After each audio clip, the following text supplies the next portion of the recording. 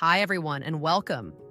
Today, we're exploring one of the most dynamic frontiers in environmental markets biodiversity credits and their role in agriculture. We've talked about carbon and water credits, which quantify measurable outcomes like emissions reductions or water improvements. Biodiversity credits are a bit different. They aim to capture the value of living systems, the plants, animals, and ecological processes that make healthy farms and ecosystems thrive. In this session, we'll cover what biodiversity credits are, how they're measured and verified, and how agriculture can play a central role in restoring and maintaining ecosystem health. Biodiversity underpins the productivity and resilience of agriculture itself.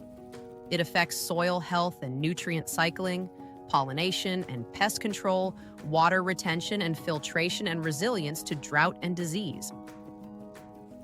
Yet, biodiversity is declining faster than at any point in human history. Over 1 million species are at risk of extinction. Agricultural landscapes, which cover nearly 40% of Earth's land, are critical to reversing that trend. That's where biodiversity credits come in. They're a mechanism to value and reward conservation outcomes that benefit both farms and nature. A biodiversity credit represents an improvement in biodiversity condition or habitat value.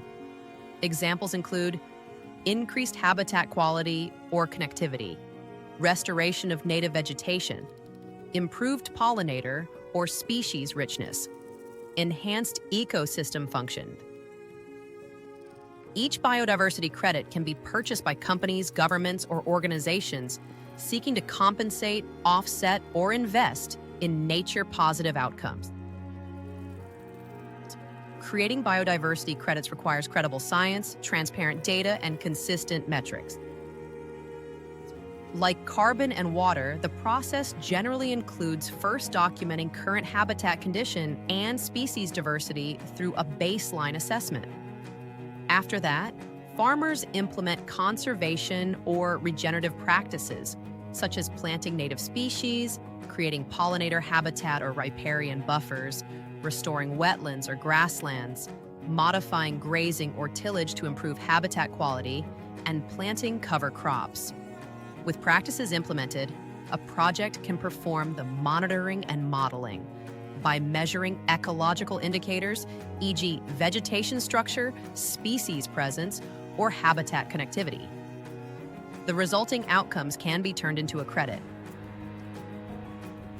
As noted, best management practices to increase biodiversity include cover cropping, tillage reduction, nutrient management, prescribed grazing, and edge-of-field practices.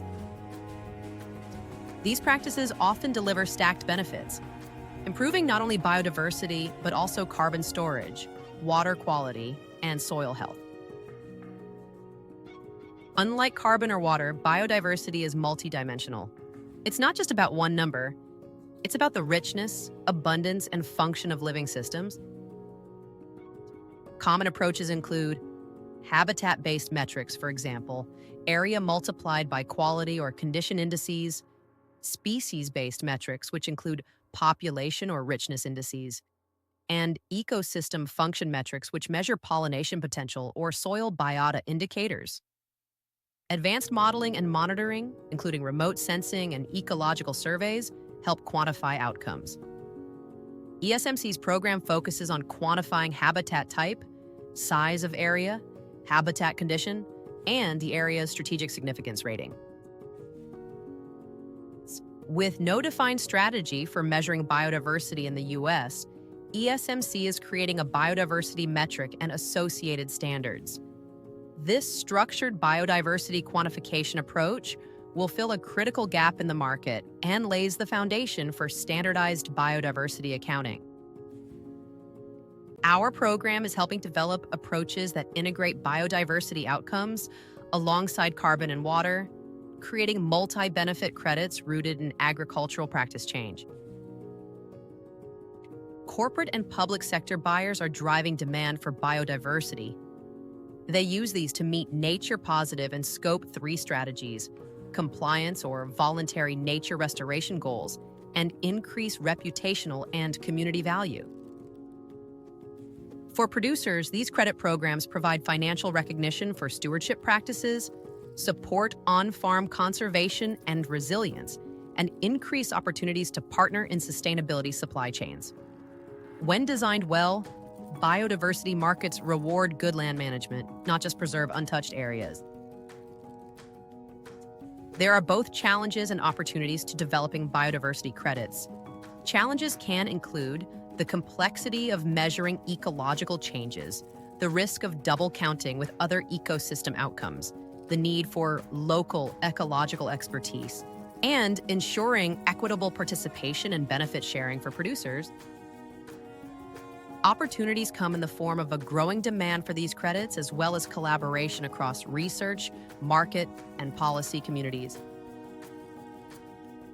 In summary, biodiversity credits quantify improvements in ecosystem health and habitat condition to showcase how agricultural landscapes can drive measurable biodiversity gains.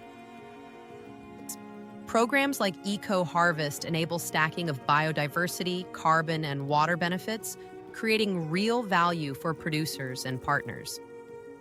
Biodiversity markets represent a new frontier in rewarding regenerative and sustainable agriculture. ESMC's Eco-Harvest program can help your company develop and implement biodiversity credits and outcomes through projects within your supply chain. Learn more about Eco-Harvest program benefits at ecoharvest.ag or get in touch with us to talk about a project.